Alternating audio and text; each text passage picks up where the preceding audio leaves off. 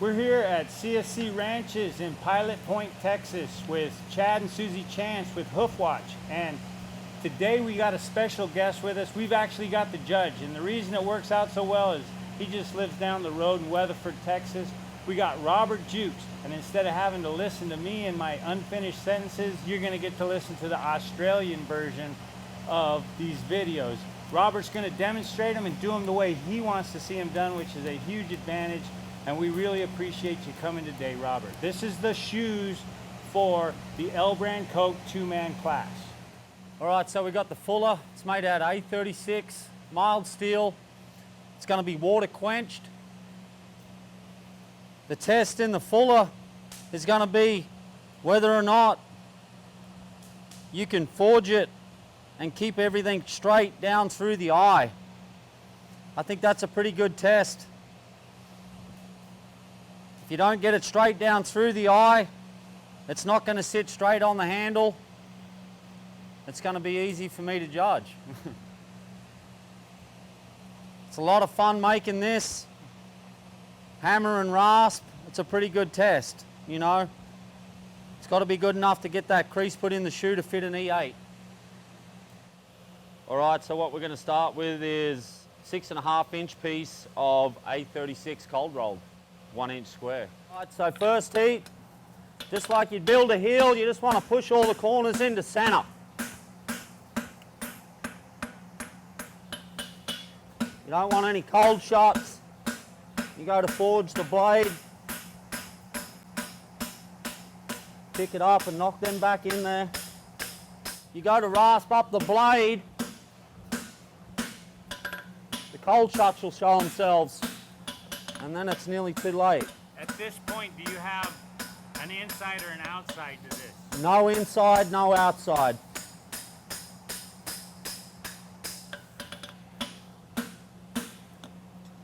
Everything's knocked into center.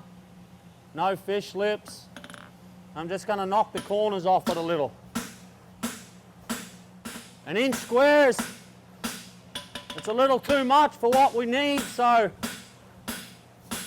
you can forge on it a little bit. Tidy up the lines on all 4 sides. Then we'll mark the length we need. Roughly around 1 5/8 inches to come up with a tool that's going to end up roughly around 2.5. So it grows quite a bit. So I'll mark mine at 1 5/8 inches.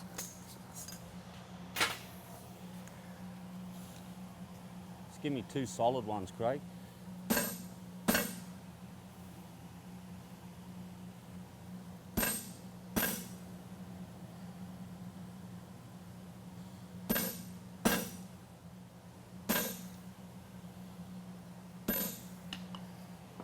Got that. Now we'll mark our eye. You mark your eye, it's just like marking a nail hole the first time. You don't want to send it in there. You just want a little tap. That way if you want to move it around, you can. So just give us a little mark. You need to get your eye pretty much dead center and nearly in the center of the workpiece. Gravitate a little bit more towards the top end.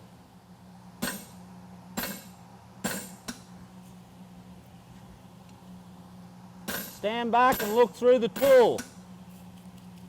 And gather it up a little bit. Hit the stort, so pick it up and fix it. And go back.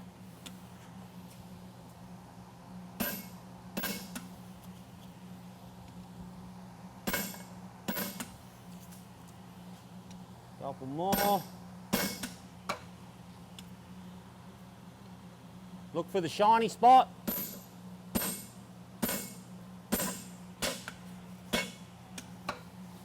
Got you a slug. Pick the sides back up a little bit. Now I'm just going to sink the hot cut in just to get a little depth at the striking end of the tool so I can come in and use the set hammer and I'll work the head up. do a pass with that now, Craig. Give me a couple again.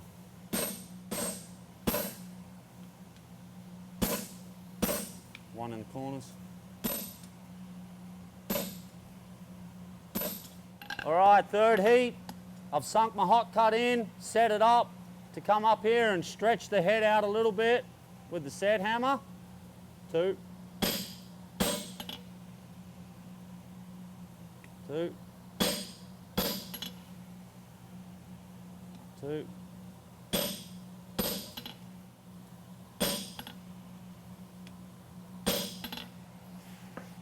Got that. Now you're gonna distort your eye. There's no way around that. It's just gonna happen. So you're just gonna keep going back through, revisit. Is this the same drift? This is the same drift I use. So it's a small one too. You don't want a big old drift. You want to keep it small. That way when the eye stretches, it doesn't tear. One more.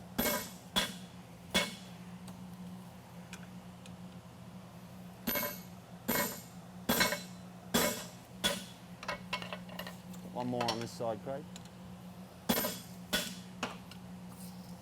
Awesome. Tidy it up.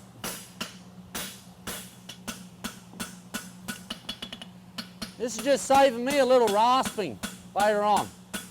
Try and keep all my lines even. Got the head pulled up a little bit. Still needs more. Little at a time.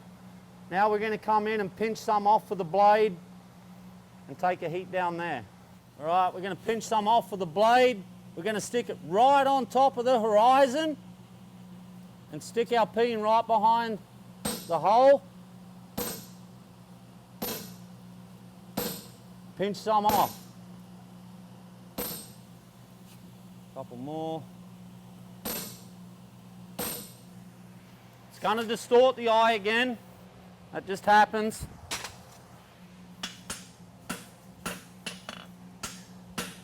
And we're going to come up, we're going to work the back side of the blade with the round of the hammer.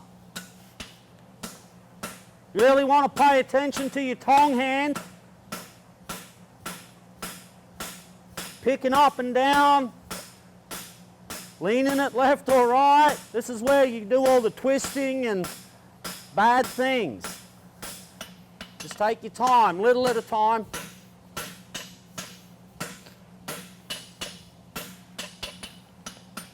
Back up. Keep working the back side of that blade. Oh yeah, topped right on out of there.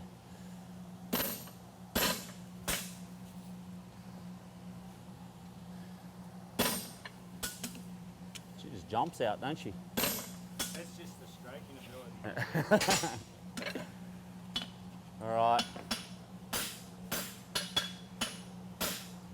One more heat on the blade, a little at a time. You don't need to rush it. This is the important part. Telling myself to pay attention to my tong hand the whole time. This is where you can twist it, gather it back up. Now I'm going to come to the horn. And come around the other side.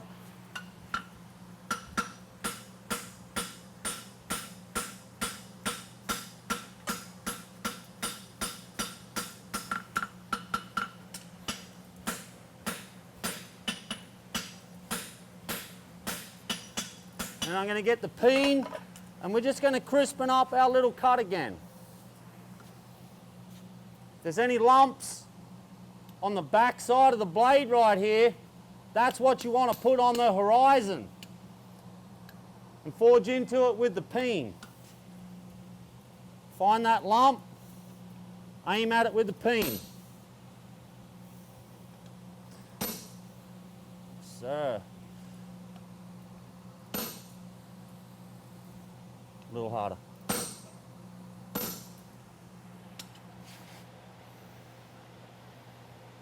Tidy it all up again, and we're getting pretty close. I might even right now, Craig, just sink this hot cut in again.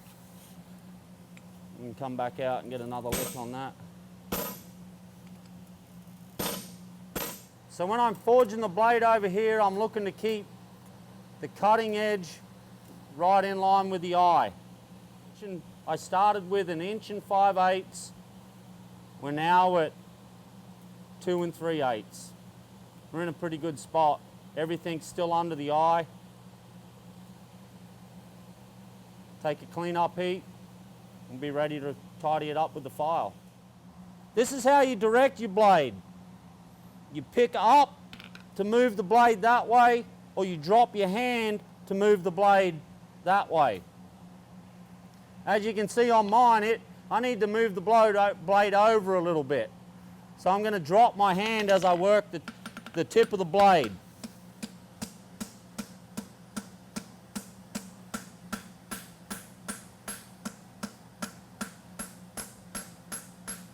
Have a look at it. You can see how much that moved the blade over.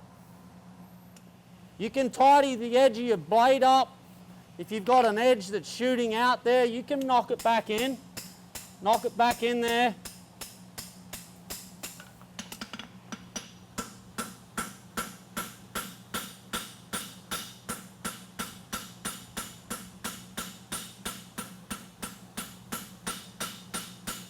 Soft edges. No sharp edges anywhere up around the striking end.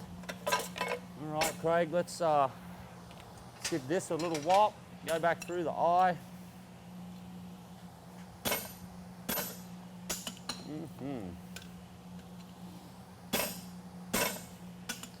All right, so we just took our last clean up heat.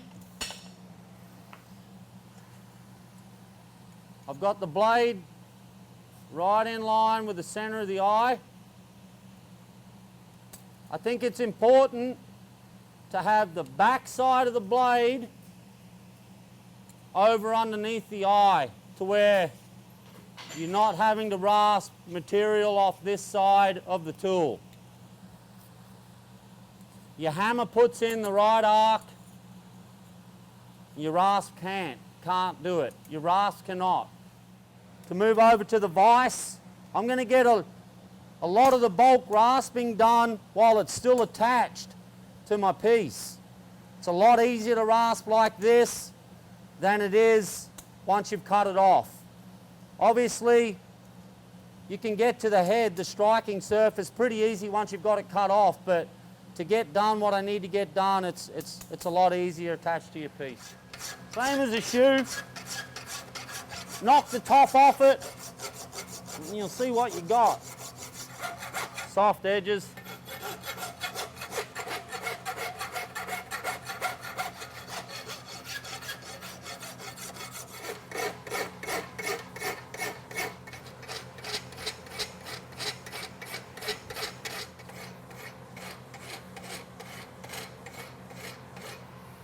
Same thing when you're rasping.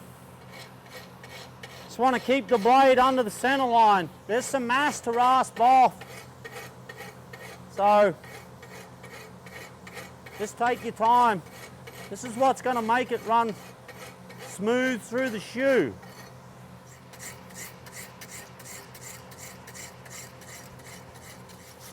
Oh man.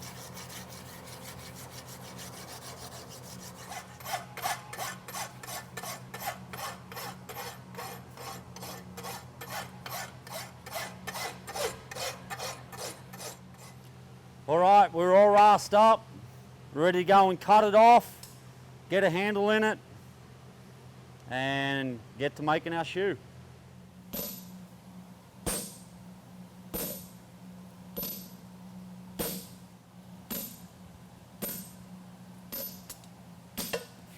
The fuller's ready to run. The blades, I like the blade, it's ready to fuller a shoe.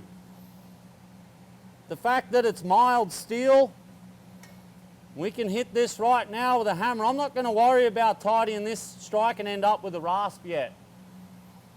I'm going to stick it back in the fire. I am going to tidy my hole up real quick with a mandrel and get it ready for a handle. But I'm going to strike that surface as it is right there. It's mild steel. It's not going to blow apart on us. So rather than tidy it up and then mushroom it a little bit and then have to tidy it up again, we're just going to save a step and we're going to hit it like that. I just quenched off the blade a little bit before I put my mandrel in there. So I really don't do any damage to the blade. I'm just hitting every corner of the hardy hole.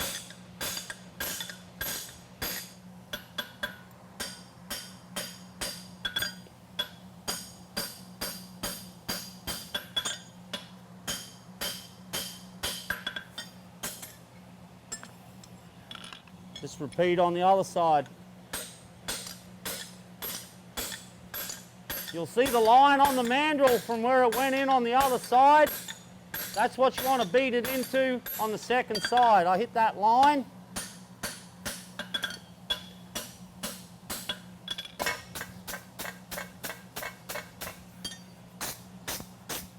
We've got the mandrel in there. It's ready for a handle. It's not going to be a handling contest, so just bring a handle that fits. You know, pre-fit your handle at home, bring it with you. Doesn't need to be some exotic wood from Jamaica. It's also, you know, it's mild steel, so we're going to have to before we handle it, we've got to bring it up to color. I'm going to get it pretty much, probably a bright orange, and then I'm going to quench it in the water. And that should hold up good enough for us to do a couple of passes in our shoe. All right, we've just got our fuller sitting up in there. Bringing it up to color, nice bright orange. We're going to come straight out of the fire, straight into the bucket. We're going to keep it moving once it hits the water. Keep it moving.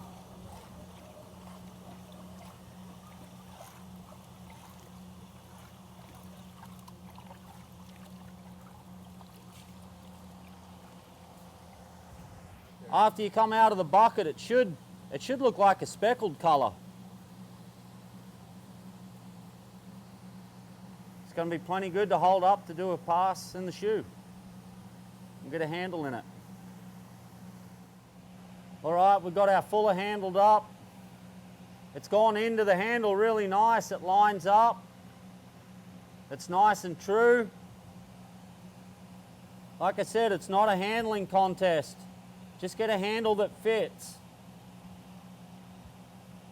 Now we're ready to move on and make the shoe. And after I've made the shoe with it, I'm gonna tidy up the striking surface. It's not gonna hurt to hit that right now, but we'll shine it all up after we get done. I haven't used a power tool on this one. This is all done off the hammer and the rasp. If you're going to make it out of tool steel, obviously you wouldn't be able to rasp on it. The same forging principles apply whether you've made it out of mild steel or you've made it out of tool steel. The only difference being tool steel to mild steel would be in the heat treating. Obviously, you're not going to want to put tool steel in the water.